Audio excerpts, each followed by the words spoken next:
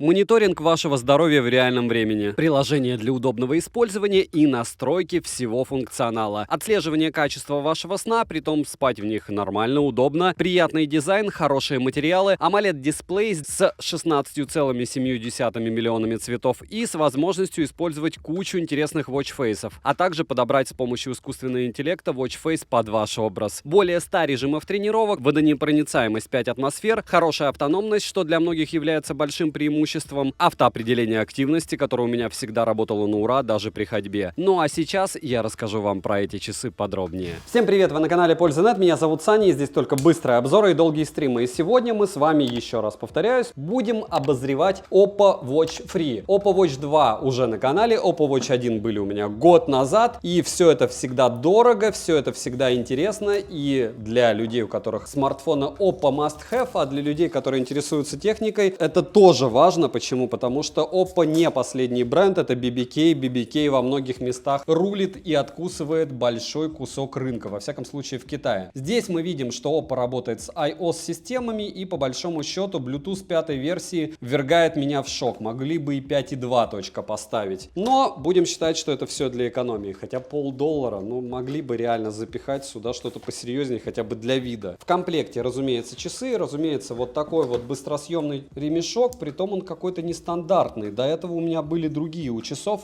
он магнитный и крепление другое. Здесь у нас он получается механический. И вот с ним у нас будут проблемы, даже мне кажется, для покупки на Али. Следующий момент. Что у нас с магнитной зарядкой? Магнитная ли она? Ну, скорее всего, пины, так же, как у всего остального. Да, это пины. Два контакта, кабель несъемный, документация. И по большому счету здесь ничего какого-то суперкосмического быть не должно. Каких-то суперфункций. Разумеется, QR-код для подключения. Сам ремешок довольно странный. Я пока не определился. Я такого не встречал. 29,8. Высота 46. Толщина 11,3. И вес устройства 34 грамма. Вот такие интересные часы а-ля браслет.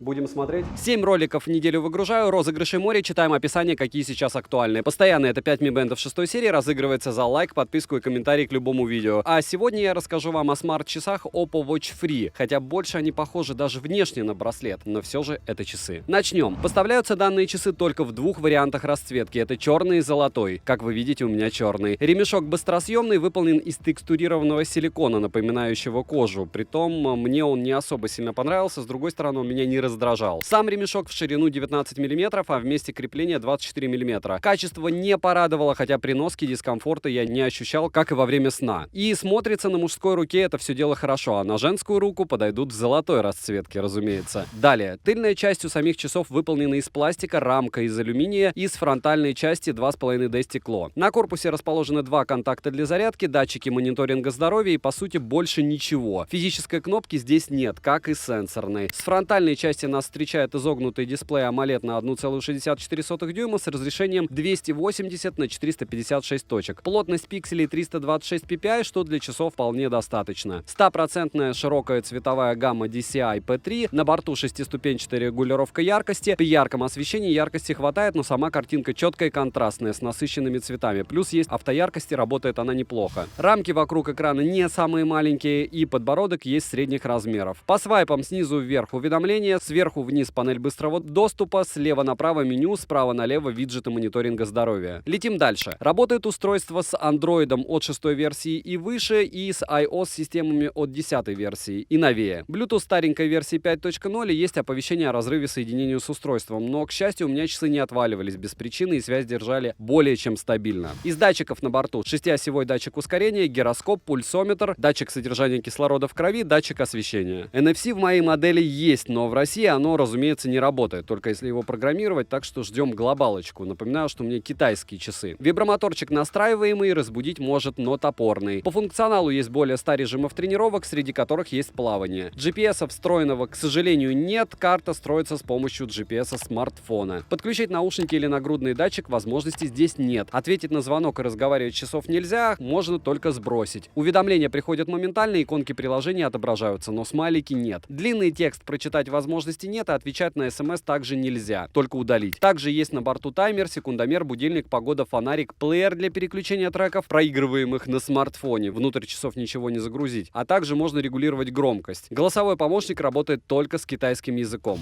Далее, пульс, как и кислород в крови, у воздуха не измеряют. Измерение происходит вручную, но выставлять можно и перманентно. Сон считают хорошо, также есть функция, которая отвечает за выключение музыки после того, как вы уснете. На борту есть напоминание о необходимости попить воды. Корпус имеет водонепроницаемость 5 атмосфер. После того, как я окунул их в проточную воду на минуту, с ними ничего не произошло, функционал не пострадал. Но я не советую с данными часами заниматься дайвингом или купаться в горячей воде. По автономности емкость аккумулятора 230 мАч.